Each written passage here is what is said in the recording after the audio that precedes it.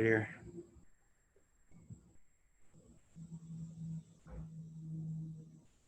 All right, thanks everybody for being here for another version of our Member Spotlight. Thanks to the people who are here on Zoom live and for anybody watching on YouTube. Today we are joined by Kelly Britsky and Randy Pulley. So we're going to start with Kelly. Kelly, good morning. How are you today? Good morning, guys. How's everybody doing? Good, good. So Kelly, we've seen you in several of the Zooms. We've seen you in several of your friend Heather Macy's shows, but excited to get a chance to learn a little bit more about you today. So tell us kind of your background and how you got started in basketball. Okay, well, I've been doing this for a little over 20 years, so I'm definitely not a young coach at this, but I got my start coaching some high school basketball down in Perry, Georgia. And then I moved to LaGrange College, which at the time was an NAIA school, and made the transition to NCAA Division III. I coached there for 10 years. I actually started the women's program there. They had never had a women's program. So that was quite the adventure to get that up and running. And then was given the opportunity to take a Division II job at Georgia Southwestern in the Peach Belt Conference, was super competitive Division II conference. And they had just entered into their Division II time. So kind of started building the foundation to that program. So all in all, I've been coaching college basketball for about 22, 23 years. And took a year off last year, found myself without a team for the first time in a long time. I had been a player. I had always had a team. So it was a very different experience for me last year, and gave me the opportunity to reach out to a few people and start to build some relationships, which was kind of nice. You don't realize how much you shut yourself down from the rest of the world when you're coaching. So that's kind of how I got where I am now. And this year I'm going to be helping out Coach Macy up at SMC. It will be my first time being an assistant coach at the college level. Should be very interesting.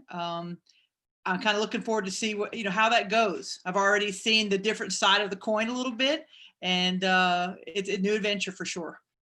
Okay, cool. I have a lot of questions about that, so we'll get to that in a bit. Did you always want to coach, even back when you were playing? Did you know that you'd eventually want to be on the other side?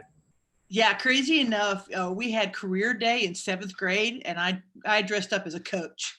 I came to school with a whistle around my neck and the old kind of polyester shorts that the coaches used to wear all the time. You might remember those, Adam. But yeah, so yeah, I've always kind of wanted to coach. I've always wanted to teach. I felt like they always kind of went hand in hand. I've done a lot of work. I've actually had to teach for most of my career as well, because of the size of school that I've worked at. And I do a lot of teaching in the College of Education too. So between those two things, I never really thought about what else I would do, to be honest with you. What was it like starting a program from scratch? It was kind of crazy. There's nothing there. So you really just have to start out. Now, I had been lucky enough. I'd actually coached volleyball and softball at LaGrange College at the time. I've actually coached 3 collegiate sports, believe it or not. But so I kind of knew the institution, but getting it started, trying to promote that you're starting a program, trying to convince kids to come to a program that never existed before. It takes a lot of planning, which that's something I'm really, really good at. So that was great. But getting out and getting people to recognize that we had a team was very interesting. Yeah, I always thought that would be like a lot of fun, but then I also think about like there's got to be days where you're like sitting in the office, like, what do I do today? Maybe Right. not. I mean, no, I mean, there's always something to do, but the fun part is, you get to order all new stuff, you get all new uniforms, everything's, all the marketing's new, it's all that excitement in the build up to the program. And then during the first year, which, we were not very good, but there was a lot of, everything was first. So that's really exciting. And, to kind of put your mark on it, a program and get it started, it's pretty neat. But the selling of it to get, people to come to the school, was lucky that I was dealing with a fantastic institution and people wanted to go there. So if you have the opportunity, I think it's something you'd want to try to do. And you mentioned that you coached, was it softball and volleyball as well? I did. So did that help you as a coach, like coaching other sports that, and I don't know what your level of expertise is in those areas, but I imagine Uh, it's not as basketball. Did that stretch you as a coach and help you? well, it's interesting because I never had the opportunity to play college basketball, which is very different. I played in high school. I had some opportunities to play college basketball, but for me, I was a better softball player, and that's where the college scholarships came in. So I had to take the choice, probably for a more financial reason, to go play softball rather than play basketball. So softball at the time, I knew a lot about it. And then when I had played a little bit of volleyball in college, so obviously that kind of just rolled into it. But I think, coaching is coaching as far as working with people and knowing how to program runs and recruiting kids, recruiting their parents. There's a lot of crossover in there, but I think you can take something new from each sport that you coach. So when I had the opportunity to get into basketball again, that was pretty exciting for me. And you take those lessons and you cross them over, definitely. All right, Kelly, give us a scouting report. You can go either softball or basketball, you as a player. Me as a player, Yep. ooh, that's one tough one, Adam, because I always liked basketball. Like basketball, I was probably better at softball. I was just a really good athlete in basketball. I kind of played the four position. I'm only 5'8". I was at a conference where it was, you guys know anything about Georgia basketball, we had some of the best women's girls basketball teams in our region.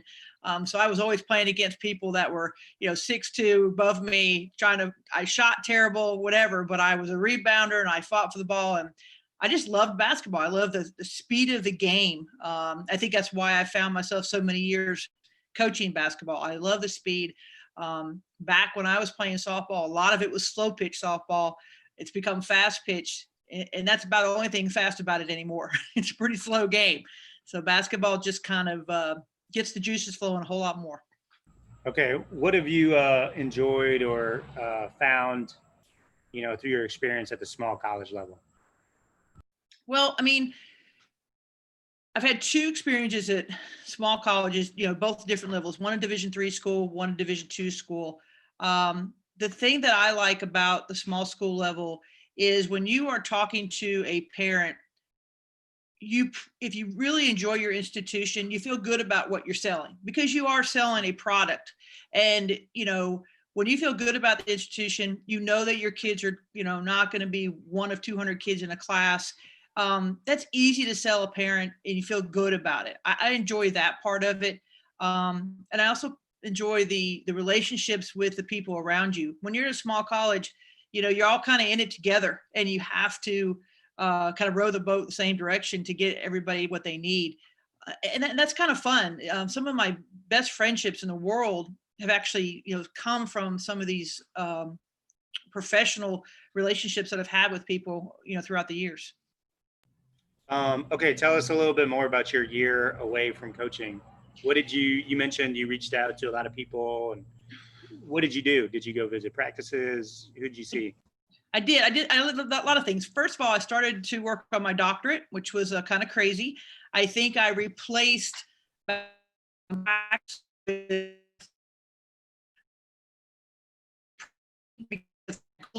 work. In the meantime,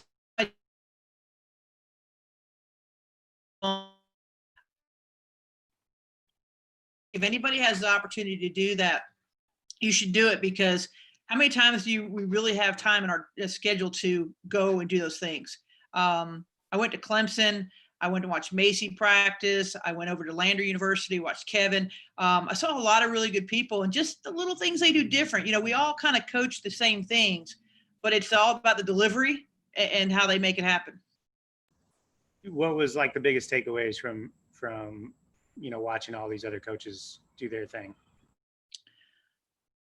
Probably there's not really any secrets, but it's all about the culture that each coach builds around their program. It's amazing to watch how the relationships with their players are different from school to school, how a practice is run, just simple things like how it starts, how it ends, what is emphasized, how much say a player has during practice, or whether it's all about what the coach is saying. Those are the things that are really crazy. But I think that the biggest takeaway for me is to do what fits you and sell it to your players. And I think a lot of times we try to copy what other people do, but just take bits and pieces of things that work for you and then put it into your program. Yeah, I'm sure that's an unbelievable learning experience. I've kind of noticed it over this past year that I've been away from coaching. I think if I went back now, I think I'd be better at what I do just because I've had that, different perspective. And sometimes when you step outside of the box, it really helps, you to see things clearer. Oh, definitely. I mean, that's one thing this year has done for me is a lot of reflection time of things that I've done, things that I would change. Um, I think that, I've said this before, but I think one of the things I would change is to try to have a little better relationship with my players.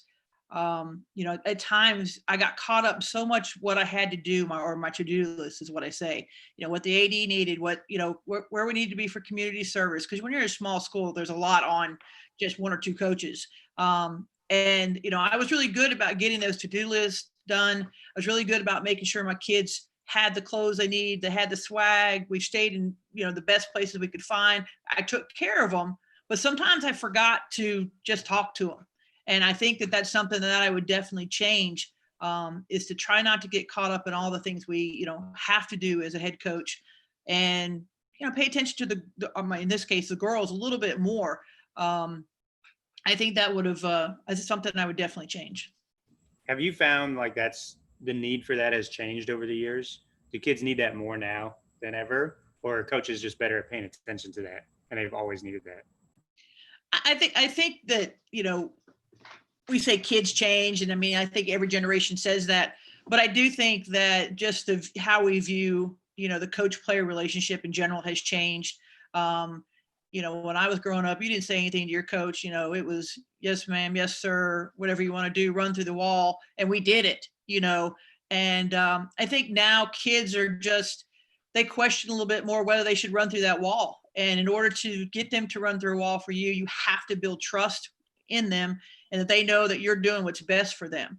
But I think that is where I've probably grown the most over the years is now to kind of realize that, there's things that I did my first, 4 or 5 years coaching, that I wouldn't do now. Not harmful things, but that I would know that there's better ways of doing it. And I tell you what, I mean, we've all heard Coach Macy talk a lot. That's one of the things I'm most excited about this year is to learn and watch how she uses some of her EQ things with dealing with her players and giving those kids another outlet or another way of communicating with the coach. And I'm looking forward to being the assistant coach. All the players always run to the assistant coach, not the head coach. So I'm kind of looking forward to those aspects and growing a little bit more. Yeah, so that's a perfect transition to what I wanted to talk to you next about. I know you're going to do a great job wherever you go and in the job that you're in, but you mentioned this is your first time being an assistant coach. You're like, who is it? John Beeline. Yeah. In that head coaching role. So is that something you're looking forward to, that opportunity, or are you wishing you had a chance to run your own program, or how's kind of like, how's your approach?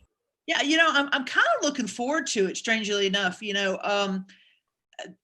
the head coach is great, but I've always watched my assistants have, and on all assistants have such a different outlook and a different experience with the players than the head coach. As a head coach, you have to make the tough decision. You're the one they blame when they don't get to play. It's never the assistant coach that gets the blame. So I'm just kind of interested to see that side of it. I think it'll make me a better coach, a head coach in the long run to do it. And to be able to do it under Coach Macy is going to be interesting because she has such a strong personality. It'll be interesting. I will have to make sure that I probably check myself sometimes because I'm going to want to jump off that bench and, coach. So I might have to, put a seatbelt on my chair so I can't get up. I love it. Okay. Last thing, Kelly, what advice would you give to somebody who's coaching, regardless of where they're at in their career? I think the biggest thing I would say is when you're young, I think a lot of times we're always looking for what's next, what's next, what's next. I think that you really need to just put your feet down and do your best you can where you are at and continue to grow. Build relationships not only with your players, but build relationships with the people around you. And, if you're in the rising coaching realm here, I think you're doing the right thing, because we really need to build relationships that are more than just exchanging a business card. Build people that you can talk to, people you can truly say, hey, this is the problem I'm having, help me with it. Or this is, whether it's X's and O's or whether it's dealing with a player, you need that circle of people around you that you can trust, that aren't trying to get anything from you and you're not trying to get anything from them. Good, solid relationships that are going to be through, with you through the ups and downs. One of the things that I've found is when you step out of coaching, it's amazing how quickly, or how your circle suddenly, gets a little smaller because you're not in it, so figure out who your true circle is. Yeah, I love that. That's great advice. Okay. I want to go ahead and open it up for questions. If anybody has a question for Kelly, feel free to unmute your mic and ask away. Coach Brent Daniels, thanks for sharing this morning. What do you think your biggest challenge in that transition from always being a head coach to now being an assistant is going to be? I think it's going to be control, because I'm a little bit of a control freak, to be honest with you. I had a conversation with Coach Macy today. We were talking about scheduling, and just stopping and realizing, okay, I've got to do what she needs me to do, not necessarily what I would do. And I think that's going to be different for me. I think that I'm going to enjoy being able to spend a little more time one-on-one with the kids, whether it's, getting up shots or whatever the case may be. But I think that for me, we're going on 20 years of being a head coach. It's just stepping back and let somebody else take the wheel is going to be a challenge. Yeah. Thank you very much. Anybody else have any questions for Kelly? All right, Kelly, well done. Good job. Hey, I appreciate the time, guys. And if anybody needs me, feel free to reach out to me. If I can help anybody, in anything you're going through, I probably have seen it, done it, heard about it, and I'll be glad to help. Thanks, Kelly. Thank you. All right, we're going to slide over to Randy. Randy, how are you? I'm good. How's everybody going? Good, good. So Randy, same thing. Why don't you start off by telling us a little bit about your background and your journey through basketball? All right. Actually, I started at Talladega College in 2008. I was there for 3 years, associate head coach. And then I actually took a high school head job back home in North Carolina. So I was there for 6 years. And while I was doing that, I was doing Team CB3 AAU, EYBL. Then I took a year off and just was working in the school system. And I wanted to get back in college. So Kobe Community College job opened up. Applied for it, ended up getting it. Did that for 1 year. The head coach took a job the following year. Then New Mexico Junior College opened up. So that's where I was this past year. So I really enjoyed it. Okay, great. And where are you from originally? Raleigh, North Carolina. Okay, so from Raleigh. Yep. And Yep. Where'd you go to school? High school actually went to Word of God. I know it's famous from John Wall. Yeah. So out of high school, I went to St. Louis University. Lorenzo Romar was there. So I was Lorenzo his last year. Then when he left, I went to junior college in Barton County in Kansas. And then I went to Missouri from there. Okay. So I actually stayed in the Missouri area. Okay. And you played at those spots. Give us the scouting report, Randy. I was a playmaker. It's actually funny because in high school I was known as a scorer, and then in college I was known as a playmaker, get everybody involved. So it's kind of funny because everybody know me as a scorer, but I scored a couple times like I wanted, like in high school and college, but most times playmaker, get everybody involved. Point guard? Point guard. Yep. Those are the best point guards, the ones that can go get a bucket. Yeah. Exactly. Yep. Okay, so did you continue playing after Missouri, or did you go right into coaching? So when I was at Missouri, I don't know if you remember, like the NCAA situation was going on. So I was involved in that because it started at Barton Community College. So they held me out the first 12 games, and then they allowed me to play. And then everybody from Barton, all of us was ineligible. So I had to finish up NAIA at Texas College. So I played there was going to Mexico, went to the airport. They reserved my flight but didn't pay for it. So I called the team, see what's going on. It was just kind of shady.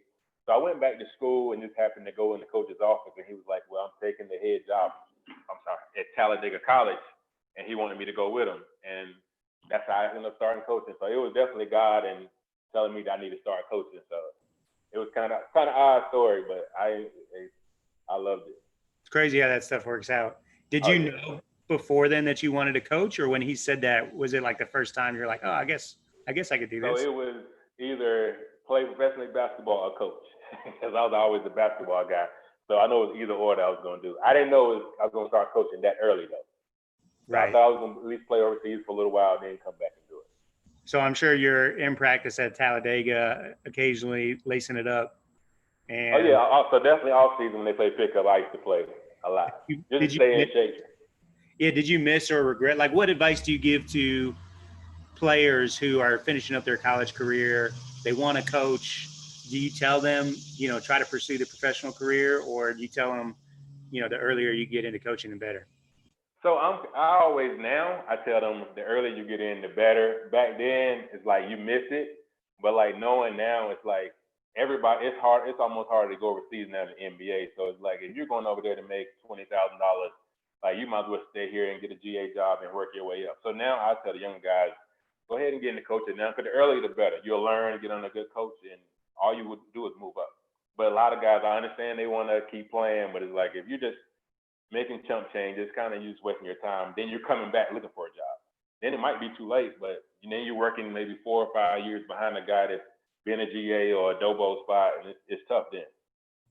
Yeah, whenever you get into coaching, you got to start at the bottom. So it's like, you want to play. The earlier the better. Yeah. But it's hard. You can only play for so long in your life. So. Yep. Okay, so Talladega for 1 year, you said? 3 years. 3 years, and then where did you go after that? So on there, I actually took the head job at Word of God Christian Academy. Okay, so how was that? How was like that first head coaching experience and going back to that?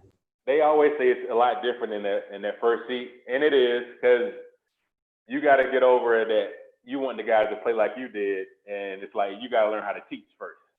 So I that first year, I was always mad at them. The guys were like, Coach, you're always negative, but I want them to play like me instead of teaching them to do what I want to do. So as you get in that first seed and you learn more and more, and you learn, you got to teach the guys. You got to go as one coach told me, you got to treat them as if they know nothing. So I actually had to start from zero and just work them all the way up to where I wanted them to be.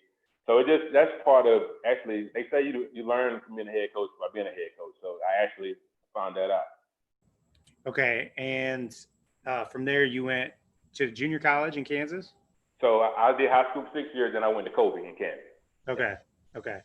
And how was that JUCO experience? I know you played at the JUCO level. Right. Coaching at the JUCO level is a whole different deal, isn't it?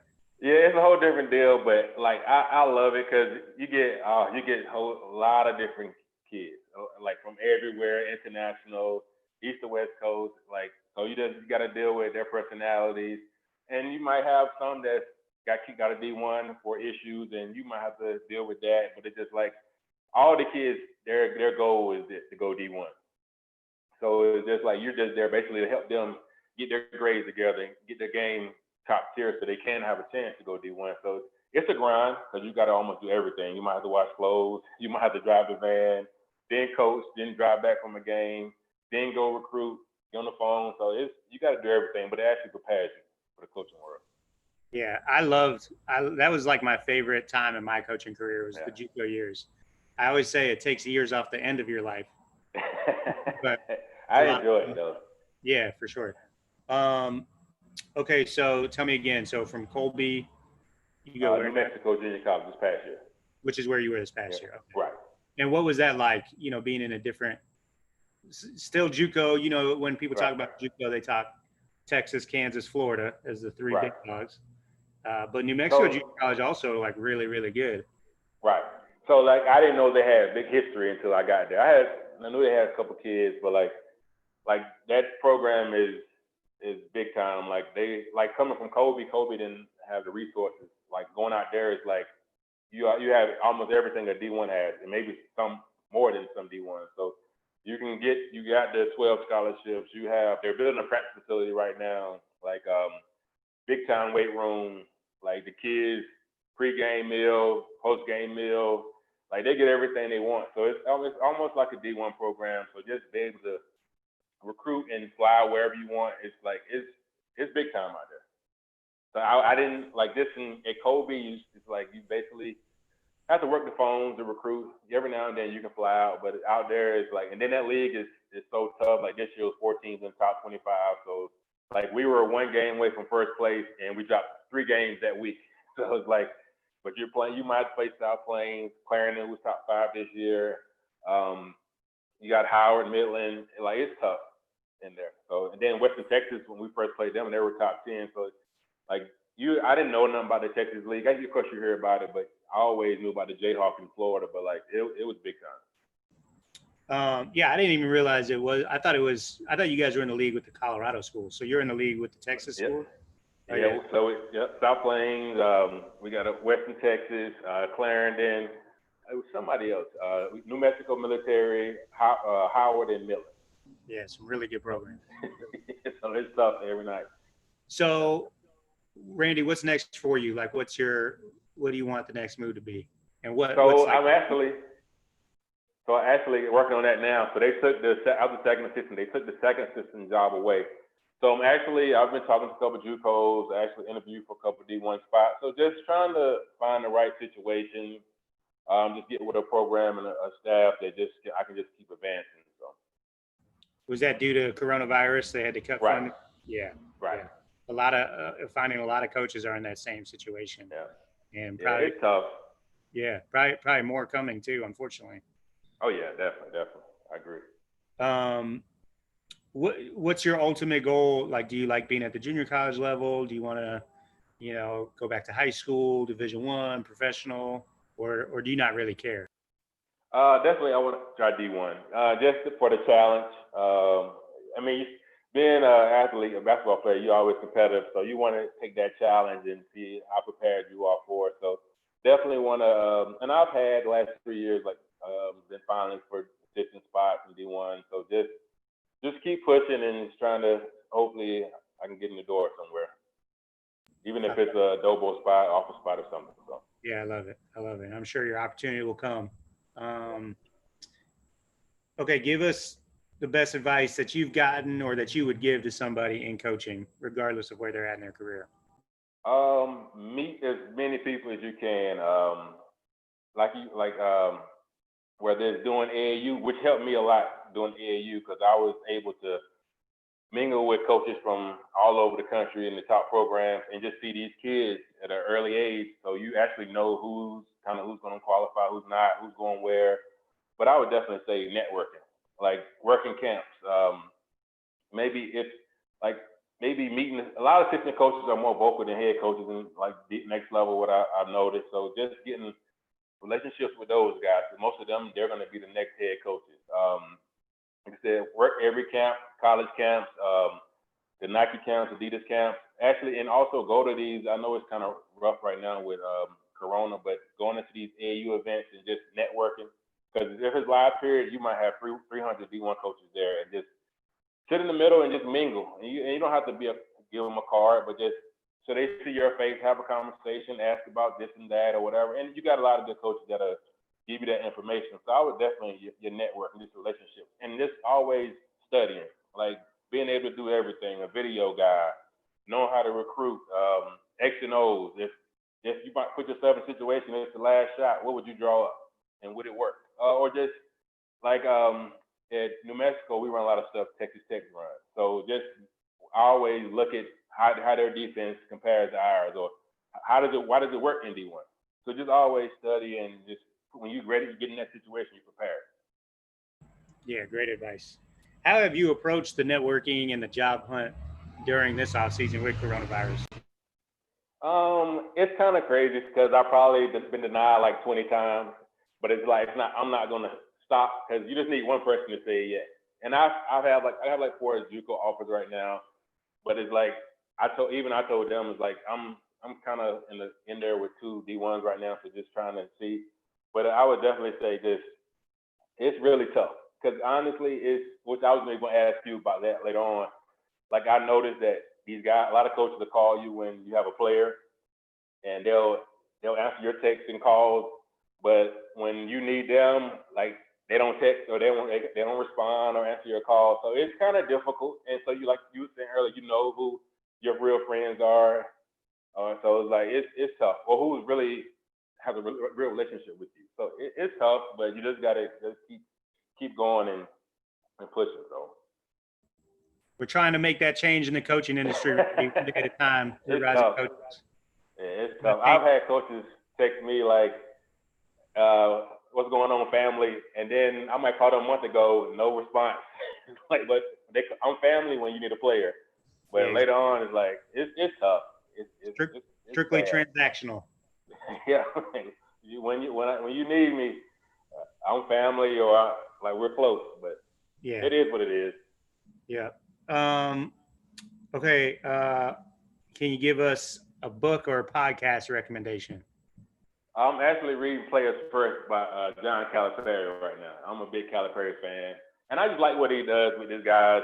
Like it's all about the guys first. And I know he get a lot of flack with the one and done, but like I remember one part in it he was saying he had to suspend a couple guys, but he let the media know that they were sick or hurt, so nobody would bash him.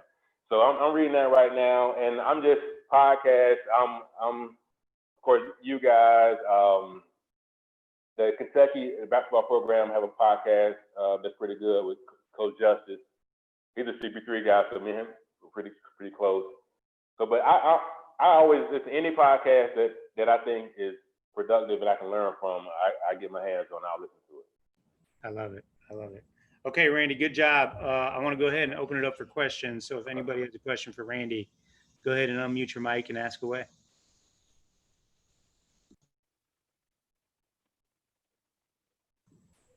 Randy, you must. Randy, how do you? Sorry, Adam. At one point, you were the #1 ranked JUCO player in the country, I think, right? So coaching JUCO kids. How often do they come to you for advice on how to get themselves in that position, and how do you handle that dynamic? That's kind of funny because daily they come and they'll talk a little junk or just ask like, what did you do? How did you get there? And like. And a lot of them is like they'll ask for one-on-ones, like, and it's kind of crazy. So I end up being in the gym all night because they'll be like, Coach, give me your secrets, or even in practice, like you might have, like I walk on this past year, always came to me in practice like, okay, what would you do right there? Like so, it just they'll ask a bunch of questions and just, okay, how was your team back then, or could y'all beat us? So they'll ask a lot of questions, and I answer everything. And I don't like to talk about my career or nothing like that. But they'll when they found out, they asked me every question in the book. So it was kind of neat because they'll do their research and look you up and stuff like that. So it was pretty cool. But I answer and give them all the knowledge I can because I don't want to be selfish. So it's like if I can help a kid become better, I definitely give them all the knowledge I know. Hey, Randy, you've been going through a lot of interviews, it sounds like. I'm sure that a lot of people are doing the same or going to be doing the same over the next, couple months with this COVID-19. Have you seen a reoccurring thing or question that the people that are looking to hire you are asking, or something that you feel like has really been emphasized in these interviews? Definitely the main question has been recruiting. Like who would you call if you needed a recruit? What are your boundaries recruiting, or how do you recruit? Because I know that's a major part of college basketball. So that's definitely been the main one. Is just how can you get a kid? Well, they actually in JUCO, who would you call? In high school, who would you call? Or if you need a transfer, college transfer, who would you call? So that was a big question. And the most odd question, actually, the last interview, it was actually the last question. He said, "What book have you been reading?" So like that was unexpected, but that was the first time I actually got that question. But yeah, definitely mostly just recruiting, and of course they'll ask like your background, but mostly definitely recruiting because that's what mostly assistants. That's what the main guy they need is recruiting, and also your like skill development.